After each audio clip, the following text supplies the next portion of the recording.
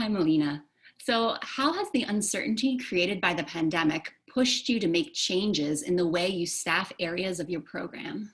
We made some practical adaptations, including for capacity building activities, because capacity building activities are the core component of our program implementation here. We are also seeking to contribute to the efforts of the COVID-19 mitigation rates. We are working with the community, in particular disability community, to produce cloth masks, which we distributed to our program participants. By that approach, we are creating or supporting income generation to the at-risk and affected communities, and at the same time supporting the community to practice COVID-19 safety procedures. So for our project, which is an ELRA-funded project to use human-centered design to develop monitoring and evaluation frameworks and tools for the gender-based violence minimum standards, we had originally planned to go to South Sudan, to go to Myanmar in person, to hold in-person workshops with staff and participants.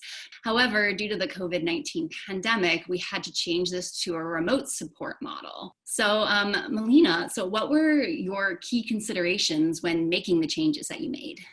We try to support the team members at least to breathe. We can create or also reduce the stress or pressure from the work lives. And also the second thing to consider is the communication. So we make it as clear as possible to the team and also to the local partners that it's safe for them to communicate with us, with the management in particular, about their feelings and observation, including feedback and complaints. So we have kind of a global level of our program, and we had to make sure that we shifted our activities to be fully remote. Luckily, it was still possible for us to have in-person meetings in South Sudan. So we were able to implement many aspects of our plan to use this human-centered design process in person there.